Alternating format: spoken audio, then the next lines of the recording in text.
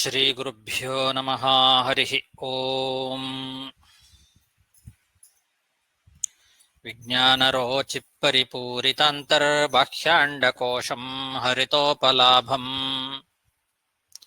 ತರ್ಕಾಭಯೇತಂ ವಿಧಿ ಸರ್ವಪೂರ್ವಗೀರ್ವಾಣ ವಿಜ್ಞಾನದ ಮಾನತೋಸ್ಮಿ. ಪ್ರಥಮೋ ಹನುಮಾನ್ ನಾಮ ದ್ವಿತೀಯೋ ಭೀಮ ಏವ ಚ. ಪೂರ್ಣಪ್ರಜ್ಞಸ್ತೃತೀಯಸ್ತು ಭಗವತ್ಕಾರ್ಯಸಾಧಕಃ. ಬುದ್ಧಿರ್ಬಲಂ ಯಶೋಧೈರ್ಯಂ ನಿರ್ಭಯತ್ವಂ ಅರೋಗತಾ. ಅಜಾಡ್ಯಂ ವಾಕ್ಪಟುತ್ವಂ ಚ ಹನುಮತ್ಸ್ಮರಣಾದ್ ಭವೇತ್. ಶ್ರೀಮಂಡಲಮಧ್ಯಸ್ಥಾಃ ಪೂರ್ಣಬೋಧಮತಾನುಗಾಃ ವೈಷ್ಣವಾ ವಿಷ್ಣುಹೃದಯಾಃ ತನ್ನಮಸ್ಯೆ ಗುರುನ್ ಮಮ. ನಾರಾಯಣಂ ಸುರಗುರುಂ ಜಗದೇಕನಾಥಂ ಭಕ್ತಪ್ರಿಯಂ ಸಕಲಲೋಕನಮಸ್ಕೃತಂ ಚ ತ್ರೈಗುಣ್ಯವರ್ಜಿತಮಜಂ ವಿಭುಮಾದ್ಯಮೀಶಂ ವಂದೇ ಭವಘ್ನಮರಾಸುರಸಿದ್ಧವಂದ್ಯಂ. ನಾರಾಯಣಂ ನಮಸ್ಕೃತ್ಯ ನರಂ ಚೈವ ನರೋತ್ತಮಂ ದೇವೀಂ ಸರಸ್ವತೀಂ ವ್ಯಾಸಂ ತತೋ ಜಯಮುದೀರಯೇತ್. ನಾರಾಯಣಾಯ ಪರಿಪೂರ್ಣಗುಣಾರ್ಣವಾಯ ವಿಶ್ವೋದಯಸ್ಥಿತಿಲಯೋನ್ನಿಯತಿಪ್ರದಾಯ ಜ್ಞಾನಪ್ರದಾಯ ವಿಬುಧಾಸುರಸೌಖ್ಯದುಃಖಸತ್ಕಾರಣಾಯ ವಿತತಾಯ ನಮೋ ನಮಸ್ತೆ. ಶ್ರೀಗುರುಭ್ಯೋ ನಮಃ. ಹರಿ ಓಂ. ಶ್ರೀಮನ್ ಮಹಾಭಾರತದ ಆದಿಪರ್ವದಲ್ಲಿ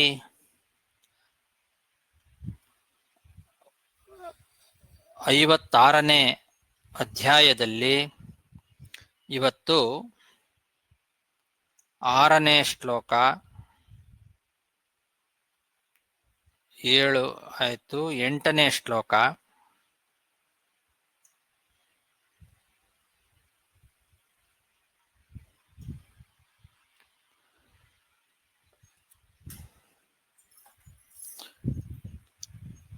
ಇದು ಒಂದು ನಿಮಿಷ. ಇದರದೊಂದು ಕಥೆ ಹೇಳ್ತೇನೆ ಅಂತ ನಿಮಗೆ ನಿನ್ನೆ ಪಾಠದಲ್ಲಿ ಹೇಳಿದ್ದೆ.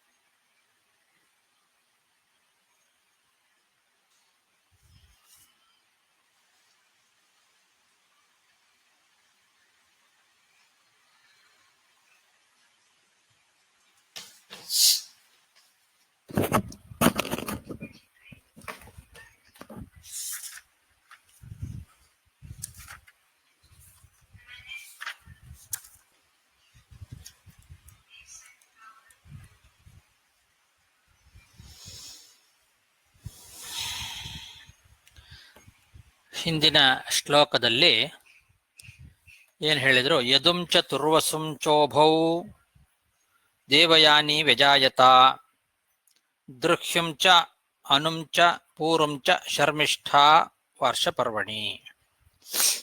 ಯಯಾತಿಗೆ ಇಬ್ಬರು ಹೆಂಡತಿಯರಿದ್ರು. ಆ ಇಬ್ಬರು ಹೆಂಡತಿಯರಲ್ಲಿ ಮೊದಲನೆಯವಳು ಶುಕ್ರಾಚಾರ್ಯರ ಮಗಳು ದೇವಯಾನಿ, ಮತ್ತೊಬ್ಬಳು ವೃಷಪರ್ವರಾಜನ ಮಗಳು ಶರ್ಮಿಷ್ಠಾ ಅಂತ. ಅವರಿಬ್ಬರಲ್ಲಿ ಒಟ್ಟು 5 ಜನ ಮಕ್ಕಳಾಗ್ತಾರೆ. ದೇವಯಾನಿಯಲ್ಲಿ ಯದು ಮತ್ತು ತುರ್ವಸು, ವೃಷಪರ್ವರಾಜನ ಮಗಳಾದ ಶರ್ಮಿಷ್ಠೆಯಲ್ಲಿ ದೃಹ್ಯು, ಅನು ಮತ್ತು ಪೂರು ಅಂತ 3 ಮಕ್ಕಳು ಅಂತ. ಇಷ್ಟು ಹಿಂದಿನ ಶ್ಲೋಕದಲ್ಲಿ ನಾವು ನೋಡಿದ್ವಿ. ಇದು ಕಥೆ. ದೇವಯಾನಿ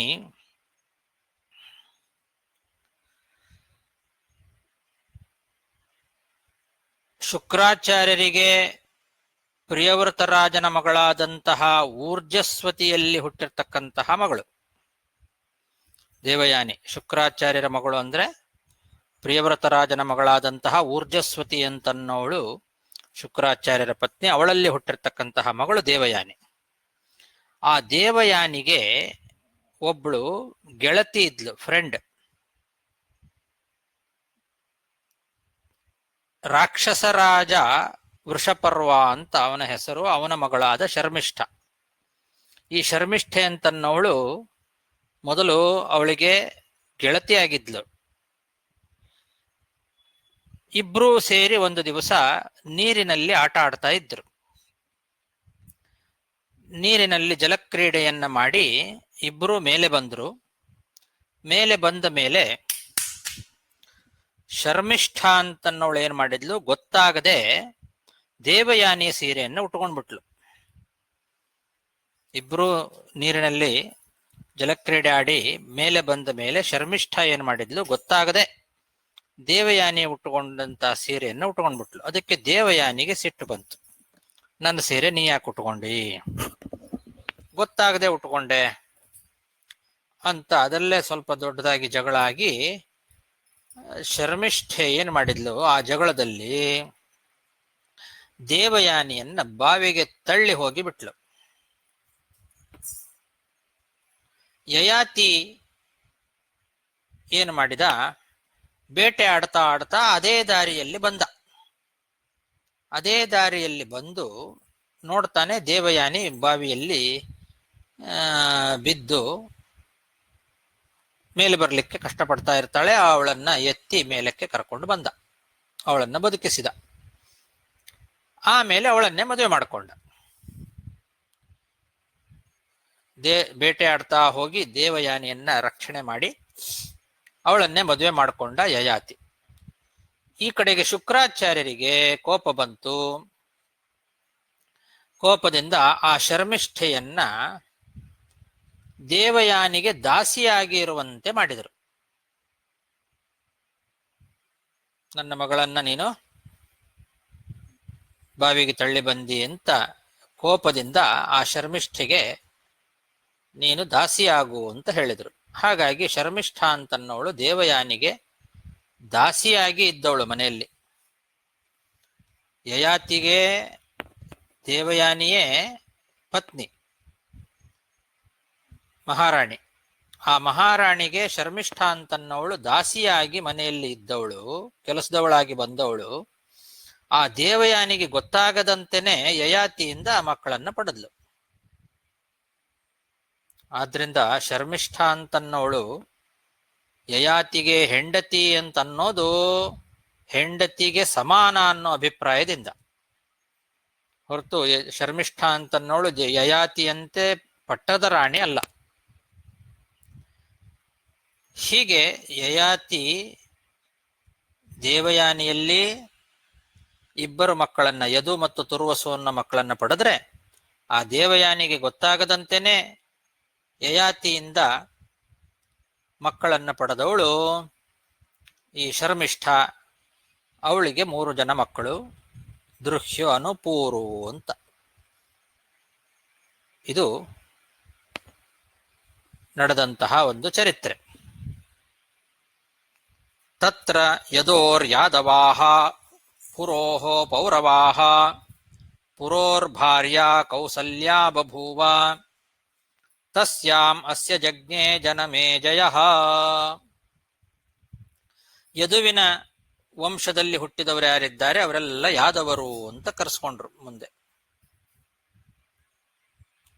ಯದು ಮತ್ತು ತುರ್ವಸು ಅಂತನ್ನೋರಿಬ್ರು ದೇವಯಾನಿಯ ಮಕ್ಕಳು. ಆ ಯದುವಿನ ವಂಶದಲ್ಲೇನೆ ಬಂದವರೆಲ್ಲ ಯಾದವರು. ಕಾರ್ತವೀರ್ಯಾರ್ಜುನ ಮೊದಲಾದಂತಹ ಅನೇಕ ಜನ ಚಕ್ರವರ್ತಿಗಳೆಲ್ಲ ಹುಟ್ಟಿದ್ದಾರೆ. ಈ ಕಾರ್ತವೀರ್ಯಾರ್ಜುನ ದತ್ತಾತ್ರೇಯ ನಾಮಕನಾದ ಭಗವಂತನ ಅನುಗ್ರಹದಿಂದ ಒಳ್ಳೆ ಯೋಗ ಬಲವನ್ನ ಹೊಂದಿರತಕ್ಕಂಥವನಾಗಿದ್ದ. ಕೃತವೀರ್ಯ ಅಂತನ್ನೋನು ಅವನ ತಂದೆ. ಅವನ ಮಗನಾದ್ರಿಂದ ಇವನಿಗೆ ಕಾರ್ತವೀರ್ಯ ಅಂತ ಹೆಸರು. ಇವನಿಗೇನೆ ಹೈಹಯ ಅಂತನೂ ಕೂಡ ಇನ್ನೊಂದು ಹೆಸರಿತ್ತು. ಅಂಥವನು ಈ ಯಾದವರ ವಂಶದಲ್ಲಿ ಬಂದವನು. ಆ ಕಾರ್ತವೀರ್ಯಾರ್ಜುನನ ವಂಶದಲ್ಲೇನೆ ಬಂದ ಎಲ್ಲ ವಿಷ್ಣು ಭಕ್ತರನ್ನ ಯಾದವರು ಅಂತ ಕರೀತಾರೆ. ಇನ್ನೊಂದು ಪೂರು, ಇನ್ನೊಬ್ಬ ಮಗ, ಈ ಶರ್ಮಿಷ್ಠೆಯ ಮಗ ಪೂರು ಅಂತೇನಿದ್ದ, ಆ ಪೂರುವಿನ ಪತ್ನಿ ಕೋಸಲ ದೇಶದ ರಾಜಕುಮಾರಿ. ಪೂರೋಹ ಭಾರ್ಯ ಕೌಸಲ್ಯಾ ಬಭೂವ ಅಂತ. ಕೌಸಲ್ಯ ಅಂದ್ರೆ ಕೋಸಲ ಅನ್ನೋ ದೇಶದ ಒಬ್ಬ ರಾಜಕುಮಾರಿ. ಅವಳನ್ನ ಪೂರು ಅಂತನ್ನೋನು ಮದುವೆ ಮಾಡ್ಕೊಳ್ತಾನೆ. ಅವಳಲ್ಲಿ ಅವನಿಗೆ ಜನಮೇಜಯ ಹುಟ್ಟಿದ ಅಂತ ಹೇಳ್ತಾ ಇದ್ದಾರೆ. ಪೂರುವಿನ ವಂಶದಲ್ಲಿ ಭಗವಂತನ ಭಕ್ತರಾಗಿರ್ತಕ್ಕಂತಹ ಅನೇಕ ಜನ ಚಕ್ರವರ್ತಿಗಳೆಲ್ಲ ಬಂದಿದ್ದಾರೆ. ಭರತ ಚಕ್ರವರ್ತಿ, ಅವನು ಆ ಪೂರ್ವಿನ ವಂಶದಲ್ಲೇ ಬಂದವನು. ದುಷ್ಯಂತ ಮತ್ತು ಶಕುಂತಲೆಯರ ಮಗ ಭರತ ಚಕ್ರವರ್ತಿ, ಅವನಿಗೆ ದೌಶ್ಯಂತಿ ಅಂತ ಕೂಡ ಕರೀತಾರೆ. ಆ ಭರತನ ವಂಶದಲ್ಲಿ ಬಂದವರೇ ಕುರು ಅಂತನ್ನೋನೊಬ್ಬ ಇದ್ದ. ಆ ಕುರು ಅವನಿಂದ ಮುಂದೆ ಕುರುವಂಶ ಅಂತ ಹೆಸರು ಬಂತು. ಆ ಕುರುವಿನ ವಂಶದಲ್ಲೇ ಪ್ರತೀಪ ಅಂತ ಒಬ್ಬ ರಾಜ. ಆ ಪ್ರತೀಪ ಅಂತನ್ನೋ ರಾಜನಿಗೆ 3 ಜನ ಮಕ್ಕಳು, 3 ಅಗ್ನಿಗಳಂತೆ ಇರ್ತಕ್ಕಂತಹ 3 ಜನ ಮಕ್ಕಳು. ಇವರೆಲ್ಲ ಭರತ ವಂಶದವರು.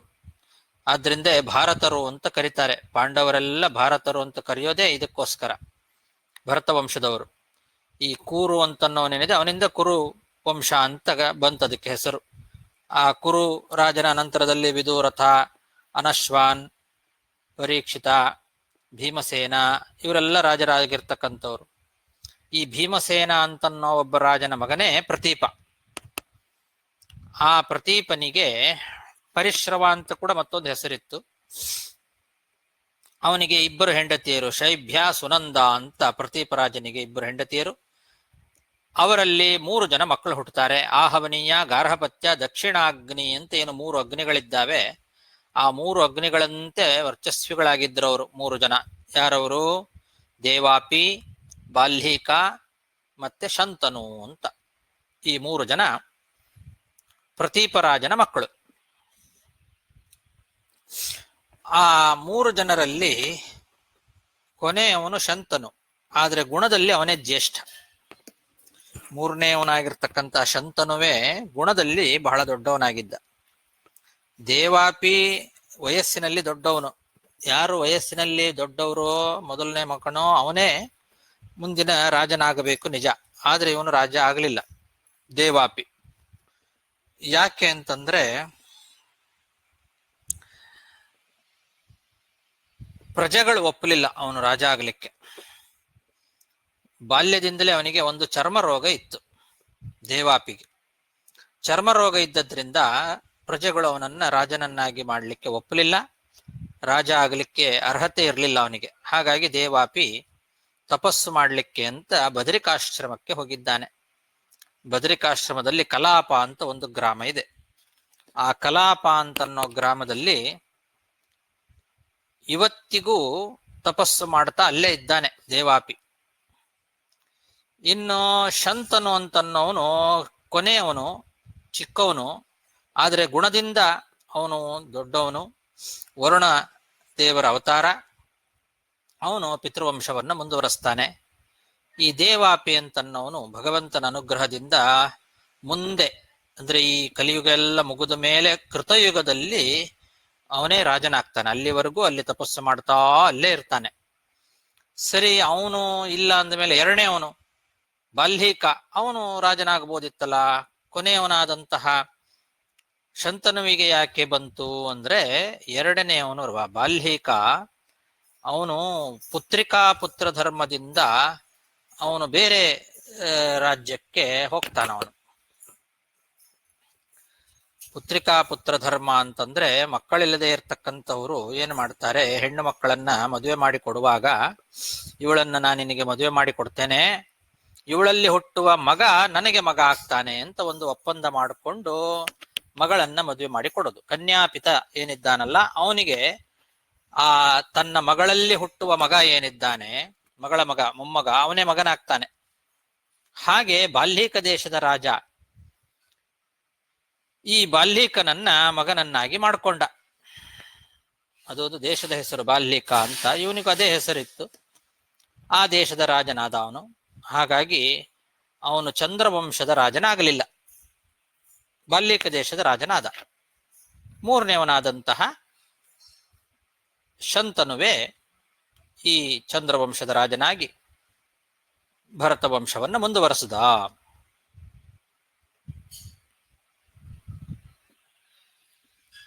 ತತ್ರ ಯದೋರ್ ಯಾದವಾಹ ಪುರೋಹೋ ಪೌರವಾಹ ಪುರೋರ್ಭಾರ್ಯ ಕೌಸಲ್ಯ ಬಭೂವ ತಸ್ಯಾಮಸ್ಯ ಜಜ್ಞೆ ಜನಮೇಜಯ ಅಂತ. ತಸ್ಯಾಮಸ್ಯ ಜಜ್ಞೆ ಜನಮೇಜಯ ಅಂತಂದ್ರೆ ಆ ಪುರುವಿನ ವಂಶದಲ್ಲಿ ಬಂದವನೇ ಈ ಜನಮೇಜಯ ರಾಜ ಅಂತ ಹಾಗರ್ಥ.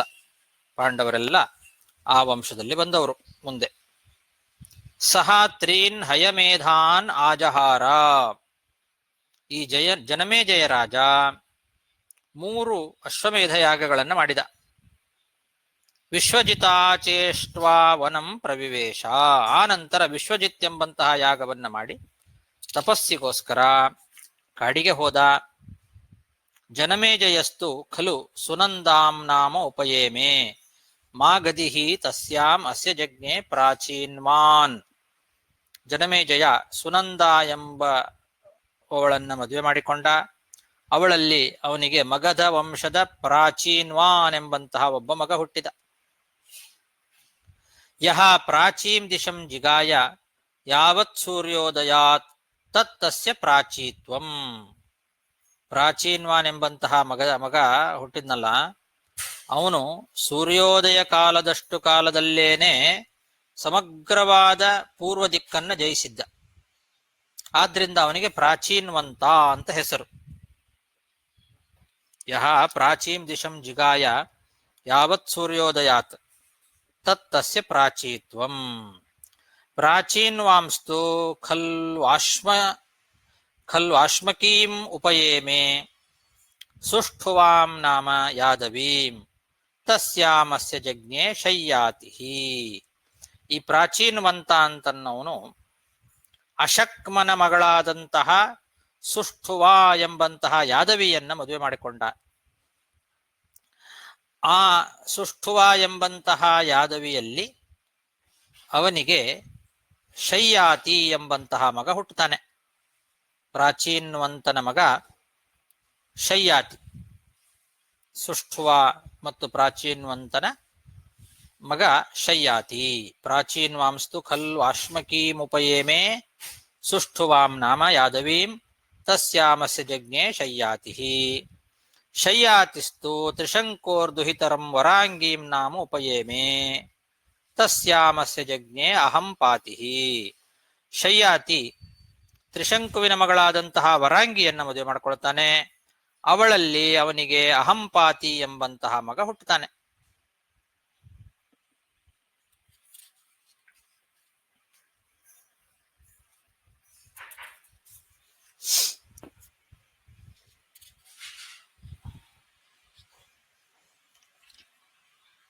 ಅಹಂಪಾತಿಸ್ತು ಖಲು ಕೃತವೀರ್ಯ ದುಹಿತರಂ ಉಪಯೇಮೆ ಭಾನುಮತೀಂ ನಾಮ ತಸ್ಯಾಮಸ್ಯ ಸಾರ್ವಭೌಮಃ.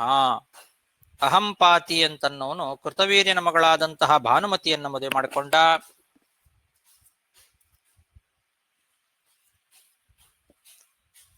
ಆ ಭಾನುಮತಿಯಲ್ಲಿ ಅಹಂಪಾತಿಗೆ ಸಾರ್ವಭೌಮ ಎಂಬಂತಹ ಮಗ ಹುಟ್ಟಿದ. ಅಹಂಪಾತಿಸ್ತು ಖಲು ಕೃತವೀರ್ಯ ದುಹಿತರಂ ಉಪಯೇಮೆ ಭಾನುಮತೀಂ ನಾಮ ತಸ್ಯಾಂ ಅಸ್ಯ ಸಾರ್ವಭೌಮಃ. ಸಾರ್ವಭೌಮಸ್ತು ಖಲು ಜಿತ್ವಾ ಆಜಹಾರ ಕೈಕಯೀಂ ಸುಂದರಾಂ ನಾಮ ತಸ್ಯಾಮಸ್ಯ ಜಜ್ಞೆ ಜಯತ್ಸೇನಃ. ಸಾರ್ವಭೌಮ ಅಂತನ್ನವನು ಕೇಕಯ ದೇಶದ ರಾಜಕುಮಾರಿಯಾಗಿರ್ತಕ್ಕಂತಹ ಸುಂದರಿಯನ್ನ ಅಲ್ಲಿ ಹೋಗಿ ತನ್ನ ಯುದ್ಧದ ವೀರ್ಯ ಪರಾಕ್ರಮದಿಂದ ಸಂಪಾದನೆ ಮಾಡಿ ಕರ್ಕೊಂಡು ಬಂದ. ಕೇಕಯ ದೇಶದ ರಾಜಕುಮಾರಿ ಸುಂದರೆಯನ್ನ. ಅವಳಲ್ಲಿ ಆ ಸಾರ್ವಭೌಮನಿಗೆ ಜಯತ್ಸೇನ ಎಂಬಂತಹ ಮಗ ಹುಟ್ಟಿದ. ಸಾರ್ವಭೌಮಸ್ತು ಖಲು ಜಿತ್ವಾ ಆಜಹಾರ ಕೈಕಯೀಂ ಸುಂದರಾಂ ನಾಮ ತಸ್ಯಾಮಸ್ಯ ಜಜ್ಞೆ ಜಯತ್ಸೇನಃ. ಜಯತ್ಸೇನಸ್ತು ಖಲು ವೈದರ್ಭೀಮುಪಯೇಮೆ ಸುಷವಾಂ ನಾಮ. ಜಯತ್ಸೇನನ ಏನಿದ್ದಾನೆ ಅವನಿಗೆ ಸುಷವಾ ಎಂಬಂತವಳು ವಿದರ್ಭ ದೇಶದ ರಾಜಕುಮಾರಿ ಪತ್ನಿ ಆಗ್ತಾಳೆ. ಜಯತ್ಸೇನ ಆ ಸುಷವಾ ಎಂಬಂತವಳನ್ನ ಮದುವೆ ಮಾಡಿಕೊಂಡು ಅವಳಲ್ಲಿ ಜಯತ್ಸೇನನಿಗೆ ಅಪರಾಚೀನ ಎಂಬಂತಹ ಒಬ್ಬ ಮಗ ಹುಟ್ಟುತ್ತಾನೆ. ತಸ್ಯಾಮಸ್ಯ ಜಜ್ಞೆ ಅಪರಾಚೀನಃ. ಅಪರಾಚೀನಸ್ತು ಖಲು ವೈದರ್ಭೀಂ ಅಪರಾಂ ಉಪಯೇಮೆ ಮರ್ಯಾದಾಂ ನಾಮ.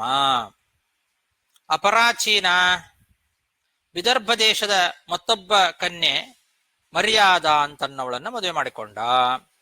ಅವಳಲ್ಲಿ ಅಪರಾಚೀನನಿಗೆ ಮಗನಾಗಿ ಋಕ್ಷ ಅನ್ನೋನು ಹುಟ್ಟಿದ. ತಸ್ಯಾಮಸ್ಯ ಜಜ್ಞೆ ಋಕ್ಷಃ. ಋಕ್ಷಸ್ತು ವಾಮದೇವ್ಯಾಂ ಅಂಗರಾಜಕನ್ಯಾಯಾಂ ಋಕ್ಷಂ ಪುತ್ರಂ ಅಜೀಜನತೆ. ಈ ಋಕ್ಷ ಅಂತನ್ನೋನೇನಿದ್ದಾನೆ ಅವನು ಅಂಗರಾಜನ ಮಗಳಾದಂತಹ ವಾಮದೇವಿಯನ್ನ ಮದುವೆ ಮಾಡಿಕೊಂಡ. ಆ ವಾಮದೇವಿಯಲ್ಲಿ ಋಕ್ಷ ಅನ್ನೋ ಮಗನನ್ನ ಪಡೆದ ಅಂತ. ಅವನ ಹೆಸರು ಋಕ್ಷ. ಋಕ್ಷಸ್ತು ವಾಮದೇವ್ಯಾಂ ಅಂಗರಾಜಕನ್ಯಾಯಾಂ ಋಕ್ಷಂ ಪುತ್ರಂ ಅಜೀಜನತೆ. ಋಕ್ಷಸ್ತು ಖಲು ತಕ್ಷಕದುಹಿತರಂ ಜ್ವಲಂತೀಂ ನಾಮ ಉಪಯೇಮೆ ತಸ್ಯಾಂ ಅಂತಿನಾರಂ ಉತ್ಪಾದಯಾಮಾಸ. ಋಕ್ಷ ಅಂತನ್ನವನು ತಕ್ಷಕನ ಮಗಳಾಗಿರ್ತಕ್ಕಂತಹ ಜ್ವಲಂತಿ ಎಂಬುವವಳನ್ನ ಮದುವೆ ಮಾಡಿಕೊಂಡ. ಆ ಜ್ವಲಂತಿ ಮತ್ತು ಋಕ್ಷ ಇವರ ಮಗನಾಗಿ ಅಂತಿನಾರ ಎಂಬಂತವನು ಹುಟ್ಟುತ್ತಾನೆ. ಅವನ ಹೆಸರು ಅಂತಿನಾರ. ಋಕ್ಷ ಮತ್ತು ಜ್ವಲಂತಿಯ ಮಗ. ಅಂತಿನಾರಸ್ತು ಸರಸ್ವತ್ಯಾಂ 12 ವಾರ್ಷಿಕಂ ಸತ್ರಂ ಆಜಹಾರ. ಈ ಅಂತಿನಾರ ಅಂತನ್ನವನು ಸರಸ್ವತಿ ನದಿಯ ತೀರದಲ್ಲಿ 12 ವರ್ಷಗಳ ಕಾಲ ಒಂದು ದೊಡ್ಡ ಸತ್ರಯಾಗವನ್ನ ಮಾಡಿದ. ತಂ ಉದವಸಾನೆ ನಿವೃತ್ತೆ ಸರಸ್ವತ್ಯಭಿಗಮ್ಯ ಭರ್ತಾರಂ ವರಯಾಮಾಸ ತಸ್ಯಾಂ ಪುತ್ರಂ ಜನಯಾಮಾಸ ತ್ರಸುಂ ನಾಮ.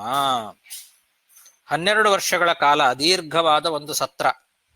ಆ ಸತ್ರಯಾಗ ಮಾಡಿದ ಅಂತಿನಾರ ಅಂತನ್ನವನು ಆ ಉತ್ಸವದ ಕೊನೆಯಲ್ಲಿ ಸರಸ್ವತೀ ದೇವಿಯೇ ಬಂದು ಆ ಅಂತಿನಾರನನ್ನ ಮದುವೆ ಮಾಡ್ಕೊಳ್ತಾಳೆ. ಅವಳಲ್ಲಿ ತ್ರಸು ಎಂಬಂತಹ ಒಬ್ಬ ಮಗ ಹುಟ್ಟುತ್ತಾನೆ. ಅಂತಿನಾರ ಮತ್ತು ಸರಸ್ವತಿ ದೇವಿಯಲ್ಲಿ ಹುಟ್ಟುವಂತಹ ಮಗ ತ್ರಸು.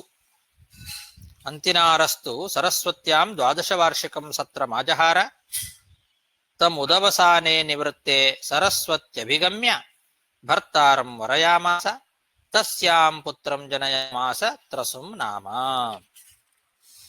ಅತ್ರ ಅನುವಂಶೋ ಭವತಿ. ಆ ವಂಶವನ್ನು ವರ್ಣನೆ ಮಾಡಲಿಕ್ಕೆ ಅನುಕೂಲವಾದಂತಹ ಶ್ಲೋಕಗಳು ಹೀಗಿದ್ದಾವೆ ಮುಂದೆ. ತ್ರಸ್ನು ಸರಸ್ವತಿ ಪುತ್ರ ಅಂತಿನಾರಾದ ಜಾಯತ ಇಲಿಲಂ ಜನಯಾಮಾಸ ಕಾಲಿಂದ್ಯಾಂ ತ್ರಸ್ನುರಾತ್ಮಜಂ. ಅಂತಿನಾರ ಮತ್ತು ಸರಸ್ವತಿ ಏನಿದ್ದಾರೆ ದಂಪತಿಯರು, ಅವರಿಗೆ ಮಗನಾಗಿ ತ್ರಸ್ನು ಎಂಬಂತವನು ಹುಟ್ಟುತ್ತಾನೆ. ಈ ತ್ರಸು ಏನಿದ್ದಾನೆ ಅವನು ಕಾಳಿಂದಿಯನ್ನ ಮದುವೆ ಮಾಡ್ಕೊಳ್ತಾನೆ. ತ್ರಸ್ನು ಅಂತ ಅವನಿಗೆ ಹೆಸರು.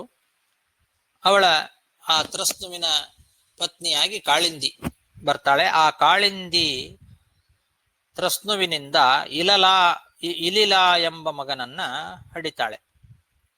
ಇಲಿಲಂ ಜನಯಾಮಾಸ. ತ್ರಸ್ನು ಮತ್ತು ಕಾಳಿಂದಿಯ ಮಗ ಇಲಿಲ. ತ್ರಸ್ನು ಸರಸ್ವತಿ ಪುತ್ರ ಅಂತಿನಾರಾದ ಜಾಯತ ಇಲಿಲಂ ಜನಯಾಮಾಸ ಕಾಲಿಂದ್ಯಾಂ ತ್ರಸ್ನುರಾತ್ಮಜಂ.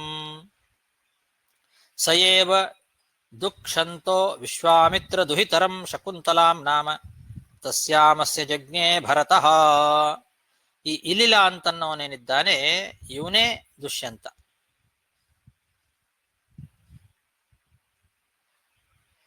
ಇವನಿಗೇನೆ ದುಷ್ಯಂತ ಅಂತ ಹೆಸರು.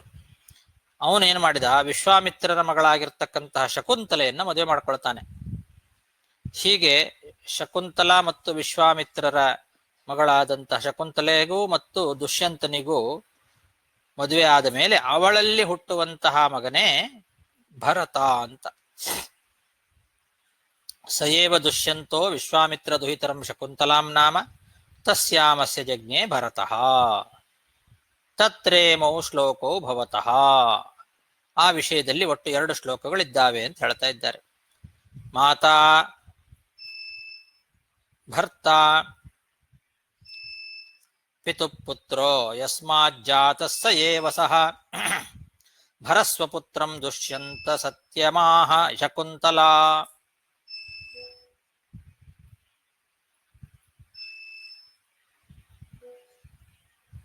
ಭಸ್ತ್ರ ಮಾತಾ ಭಸ್ತ್ರ ಪಿತಾ ಪುತ್ರ.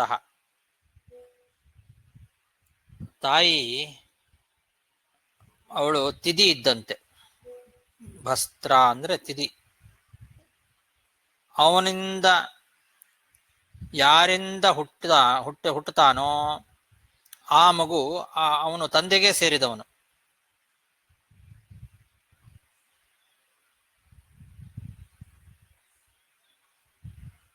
ಭರಸ್ವಪುತ್ರಂ ದುಷ್ಯಂತ ಸತ್ಯಮಾಹ ಶಕುಂತಲಾ. ಈ ಶಕುಂತಲೆ ಅಂತನ್ನೋಳು ಸತ್ಯವನ್ನೇ ಹೇಳ್ತಾ ಇದ್ದಾಳೆ. ಈ ಎಲೆ ದುಷ್ಯಂತನೇ, ಈ ಭರತನನ್ನ ನೀನು ಸಾಕು. ಭರತ ಅಂತನ್ನೋ ನಿನ್ನ ಮಗನೇ. ಯಾರಿಂದ ಹುಟ್ಟಿದ್ದಾನೋ ಅವನು ಅವನಿಗೆ ಸೇರಿದವನು. ಅವನೇ ತಂದೆಗೆ ಸೇರಿದವನು ಮಗ. ಹಾಗಾಗಿ ನಿನ್ನಿಂದಲೇ ಹುಟ್ಟಿದವನು ಇವನು ಶಕುಂತಲೆಗೆ. ಆ ಶಕುಂತಲೆ ನಿಜವಾಗಲೂ ಸತ್ಯ ಹೇಳ್ತಾ ಇದ್ದಾಳೆ, ಅವಳನ್ನ ನೀನು ಸಾಕು ಅಂತ ಒಂದು ಮಾತು ಬರ್ತದೆ. ಮಾತಾ ಭಸ್ತ್ರ ಪಿತಾ ಪುತ್ರೋ ಯಸ್ಮಾಜ್ಜಾತಃ ಸ ಏವ ಸಃ ಭರಸ್ವಪುತ್ರಂ ದುಷ್ಯಂತಂ ಸತ್ಯಮಾಹ ಶಕುಂತಲಾ. ರೇತೋಧಾ ಪುತ್ರಂ ನಯತಿ ನರದೇವ ಯಮಕ್ಷಯಂ ತ್ವಂ ಚಾಸ್ಯ ಧಾತಾ ಗರ್ಭಸ್ಯ ಸತ್ಯಮಾಹ ಶಕುಂತಲಾ. ಅಲ್ಲೇ ರಾಜನೇ, ದುಷ್ಯಂತನಿಗೆ ಹೇಳೋದು, ಮಗ ತಂದೆಯನ್ನ ಅಕ್ಷಯ ಲೋಕಗಳಿಗೆ ಕರ್ಕೊಂಡು ಹೋಗ್ತಾನೆ. ಶಕುಂತಲೆಯಲ್ಲಿ ನೀನೇ ಗರ್ಭಾಧಾನವನ್ನ ಮಾಡಿದವನು. ಆ ಶಕುಂತಲೆ ಸತ್ಯವಾಗಿ ಹೇಳ್ತಾ ಇದ್ದಾಳೆ ಅಂತ ಹೀಗೆ ಅರ್ಥ ಇಟ್ಕೊಳ್ಬೇಕು ಅದಕ್ಕೆ. ತ್ವಂಚಾಸ್ಯ ಧಾತಾ ಗರ್ಭಸ್ಯ ಸತ್ಯಮಾಹ ಶಕುಂತಲಾ ಅಂತಿದೆ. ಶಕುಂತಲೆ ಸತ್ಯವನ್ನ ಹೇಳ್ತಾ ಇದ್ದಾಳೆ, ಅವಳಲ್ಲಿ ನೀನೇ ಗರ್ಭಾಧಾನ ಮಾಡಿದವನು. ಅಂತಹ ಮಗ ನರದೇವ, ಎಲೆ ನರದೇವ, ಯಮಕ್ಷಯಂ ಪುತ್ರಂ ರೇತೋದಾಹ ನಯತಿ. ಮಗ ಅಂತನ್ನೋನು ಅಕ್ಷಯ ಲೋಕಗಳಿಗೆ ಕರ್ಕೊಂಡು ಹೋಗ್ತಾನೆ ತಂದೆಯನ್ನ. ಇವನು ನಿನ್ನ ಮಗ. ಶಕುಂತಲೆ ಸತ್ಯ ಹೇಳ್ತಾ ಇದ್ದಾಳೆ, ಹಾಗಾಗಿ ಅವಳನ್ನ ನೀನು ರಕ್ಷಣೆ ಮಾಡು ಅಂತ ದುಷ್ಯಂತನಿಗೆ ಹೇಳುವ ಮಾತು. ರೇತೋಧಾ ಪುತ್ರಂ ನಯತಿ ನರದೇವ ಯಮಕ್ಷಯಂ ತ್ವಂ ಚಾಸ್ಯ ಧಾತಾ ಗರ್ಭಸ್ಯ ಸತ್ಯಮಾಹ ಶಕುಂತಲಾ ತತೋಸ್ಯ ಭರತತ್ವಂ. ಆದ್ರಿಂದ ಅವನಿಗೆ ಭರತ ಅಂತ ಹೆಸರು ಬಂತು. ಭರತ ಅಂದ್ರೆ ಸಾಕಲ್ಪಟ್ಟವನು ಅಂತ ಅರ್ಥ. ಭರತತ್ವಂ ಅಸ್ಯ, ಅವನನ್ನ ಸಾಕಿದ್ರು ಕರ್ಕೊಂಡು ಬಂದು. ಹಾಗಾಗಿ ಅವನನ್ನ ಭರತ ಅಂತ ಕರೀತಾರೆ. ಭರತಸ್ತು ಖಲು ಕಾಶೇಯೀಂ ಸಾರ್ವಸೇನೀಂ ಉಪಯೇಮೆ ಸುನಂದಾಂ ನಾಮ ತಸ್ಯಾಮಸ್ಯ ಜಜ್ಞೆ ಭೂಮನ್ಯುಃ. ಈ ಭರತ ಅಂತನ್ನೋನೇನಿದ್ದಾನೆ ದುಷ್ಯಂತನ ಮಗ, ಅವನು ಕಾಶಿರಾಜನ ಮಗಳಾದಂತಹ ಸುನಂದ ಎಂಬುವಳನ್ನ ಮದುವೆ ಮಾಡ್ಕೊಳ್ತಾನೆ. ಆ ಸುನಂದಾಂ ಎಂಬುವಳಲ್ಲಿ ಈ ಭರತನಿಗೆ ಭೂಮನ್ಯು ಎಂಬಂತಹ ಮಗ ಹುಟ್ಟುತ್ತಾನೆ. ಭರತಸ್ತು ಖಲು ಕಾಶೇಯೀಂ ಸಾರ್ವಸೇನೀಂ ಉಪಯೇಮೆ ಸುನಂದಾಂ ನಾಮ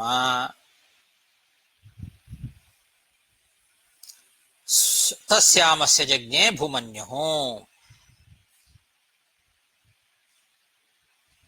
ಭೂಮನ್ಯುಸ್ತು ಖಲು ದಾಶಾರ್ಹೀಂ ಉಪಯೇಮೆ ಸುಪರ್ಣಾಂ ನಾಮ ತಸ್ಯಾಮಸ್ಯ ಜಜ್ಞೆ ಸುಹೋತ್ರಃ.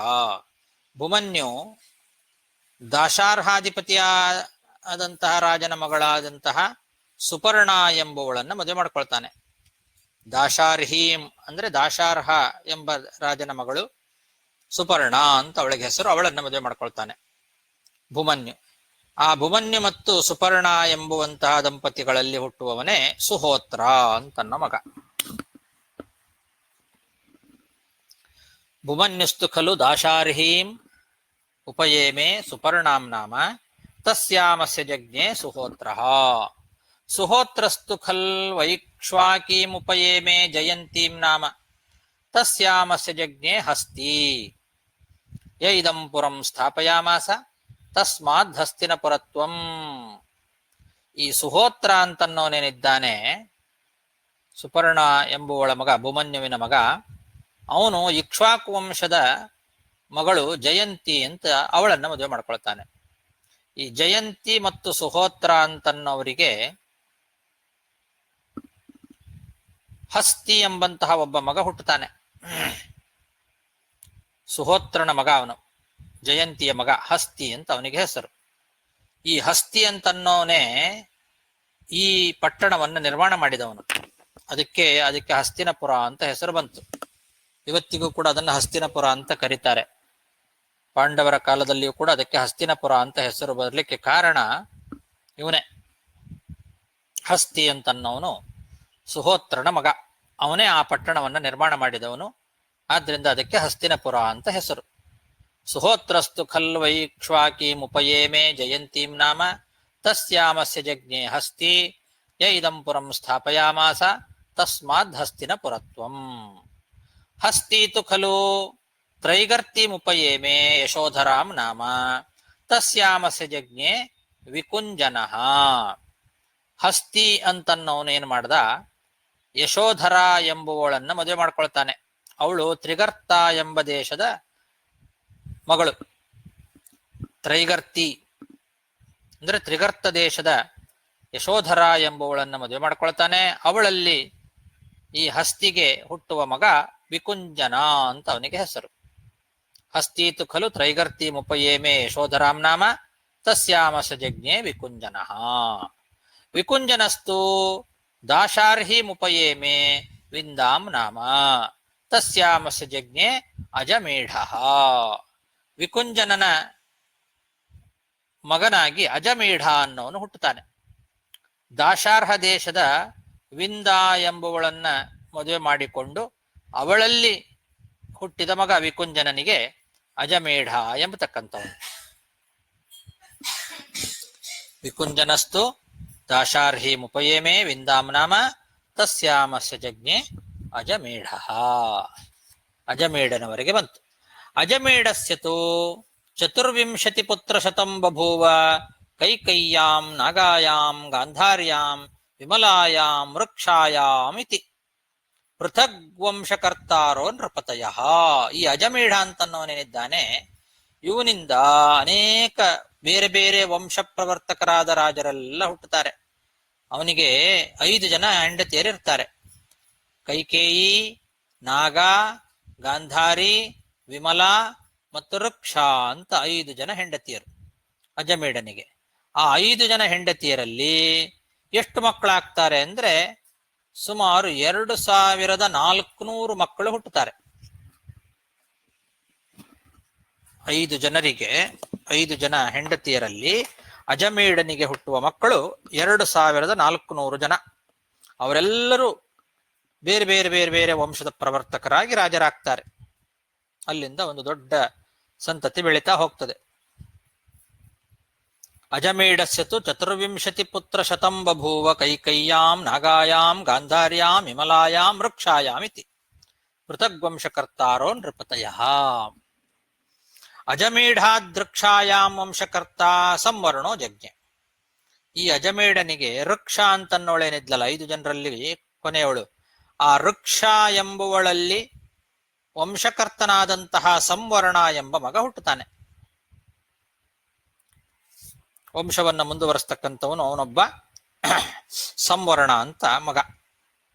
ಸಂವರ್ಣಸ್ತು ಖಲು ವೈವಸ್ವತೀಂ ತಪತೀಂ ನಾಮ ಉಪಯೇಮೇ ತಸ್ಯಾಮಸ್ಯ ಜಜ್ಞೆ ಕುರುಹು. ಸಂವರ್ಣ ಅಂತನ್ನವನೇನಿದ್ದಾನೆ, ಅವನು ಸೂರ್ಯನ ಮಗಳಾದಂತಹ ತಪತಿ ಎಂಬುವಳನ್ನು ಮದುವೆ ಮಾಡ್ಕೊಳ್ತಾನೆ. ಆ ತಪತಿಯಲ್ಲಿ ಸಂವರ್ಣನಿಗೆ ಹುಟ್ಟುವ ಮಗನೇ ಕುರು. ಕುರುಸ್ತು ದಾಶಾರ್ಹಿ ಮುಪಯೇಮೇ ಶುಭಾಂಗೀಂ ನಾಮ ತಸ್ಯಾಮಸ್ಯ ಜಜ್ಞೆ ಬಿಡೂರಥಃ. ಕುರು ಎಂಬಂತವನೇನಿದ್ದಾನೆ, ಅವನು ದಾಶಾರ್ಹ ದೇಶದ ಶುಭಾಂಗಿ ಎಂಬುವಳನ್ನ ಮದುವೆ ಮಾಡ್ಕೊಳ್ತಾನೆ. ಅವಳಲ್ಲಿ ವಿಡೂರಥ ಎಂಬಂತಹ ಮಗ ಹುಟ್ಟುತ್ತಾನೆ. ಕುರುವಿನ ಮಗ ವಿಡೂರಥ. ವಿಡೂರಥಸ್ತು ಖಲು ಮಾಗಧೀಮುಪಯೇಮೇ ಸಂಪ್ರಯಾಂ ನಾಮ ತಸ್ಯಾಮಸ್ಯ ಜಜ್ಞೆ ಅನಶ್ವಾನ್. ವಿಡೂರಥನಿಗೆ ಸಂಪ್ರಯಾ ಅನ್ನೋಳು ಮಗಧ ದೇಶದ ರಾಜಕುಮಾರಿ, ಅವಳನ್ನ ಮದುವೆ ಮಾಡ್ಕೊಳ್ತಾನೆ ವಿಡೂರಥ. ಅವಳಲ್ಲಿ ಹುಟ್ಟುವಂತಹ ಮಗ ಅನಶ್ವಾನ್. ಅನಶ್ವಾಂಸ್ತು ಮಾಗಧೀಮುಪಯೇಮೆ ಸುವೇಶಾಂ ನಾಮ ತಸ್ಯಾಮಸ್ಯ ಜಜ್ಞೆ ಪರೀಕ್ಷಿತೆ. ಅನಶ್ವಾನ್ ಎಂಬುವಂತಹ ರಾಜ ಏನಿದ್ದಾನೆ, ಅವನು ಮಗಧ ದೇಶದ ರಾಜಕುಮಾರಿಯಾದಂತಹ ಸುವೇಶ ಎಂಬುವಳನ್ನು ಮದುವೆ ಮಾಡ್ಕೊಳ್ತಾನೆ. ಈ ಸುವೇಶ ಮತ್ತು ಅನಶ್ವಾನ್ ಏನಿದ್ದಾರೆ, ಅವರಿಬ್ಬರಿಗೆಲ್ಲಿ ಹುಟ್ಟುವಂತಹ ಮಗ ಪರೀಕ್ಷಿತ ಅಂತ ಅವನಿಗೆ ಹೆಸರು. ಪರೀಕ್ಷಿತ್ತು ಬಾಹುಕಾಮುಪಯೇಮೆ ಅಮೃತಾಂ ನಾಮ ತಸ್ಯಾಮಸ್ಯ ಜಜ್ಞೆ ಭೀಮಸೇನ. ಅವಾಗ ಹೇಳಿದ್ನಲ್ಲ, ಪರೀಕ್ಷಿತನ ಮಗ ಭೀಮಸೇನ. ಪರೀಕ್ಷಿತ ಬಾಹುಕ ಎಂಬ ದೇಶದ ರಾಜಕುಮಾರಿಯಾದ ಅಮೃತ ಎಂಬುವಳನ್ನು ಮದುವೆ ಮಾಡ್ಕೊಳ್ತಾನೆ. ಆ ಅಮೃತ ಎಂಬುವಳಲ್ಲಿ ಹುಟ್ಟುವಂತಹ ಮಗನೇ ಹೆಸರು ಭೀಮಸೇನ ಅಂತ. ಭೀಮಸೇನಸ್ತು ಖಲು ಕೈಕಯೀಮುಪಯೇಮೆ ಸುಕುಮಾರೀಂ ನಾಮ ತಸ್ಯಾಮಸ್ಯ ಜಜ್ಞೆ ಪರ್ಯಶ್ರವಾಹ ಯಮಾಹು ಪ್ರತೀಪ ಇತಿ. ಈ ಭೀಮಸೇನ ಅಂತನ್ನೋ ರಾಜ ಕೇಕಯ ದೇಶದ ರಾಜಕುಮಾರಿಯಾದಂತಹ ಸುಕುಮಾರಿ ಎಂಬುವಳನ್ನು ಮದುವೆ ಮಾಡ್ಕೊಳ್ತಾನೆ.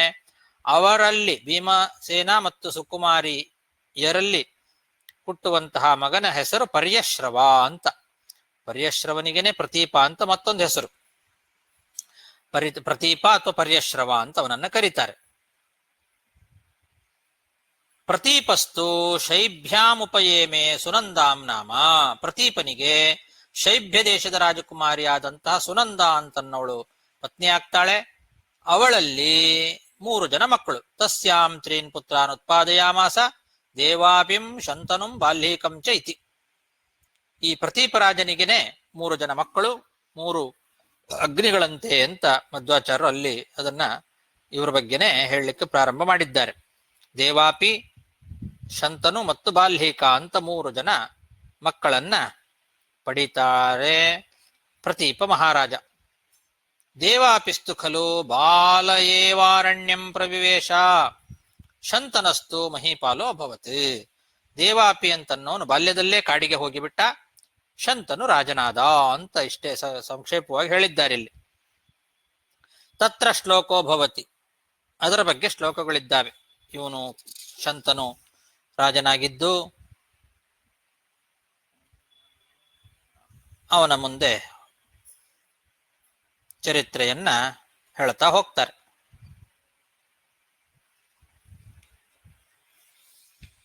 ಅಲ್ಲಿಗೆ 40 ಶ್ಲೋಕ ಆಯ್ತು, ಸಾಕು. ಶ್ರೀಕೃಷ್ಣಾರ್ಪಣಮಸ್ತು.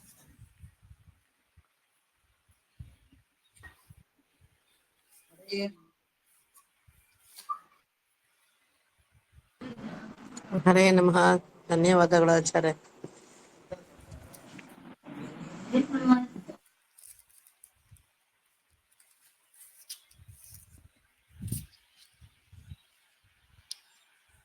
ನಮಃ ಆಚಾರ್ಯ. ಹರೇ ನಮಃ.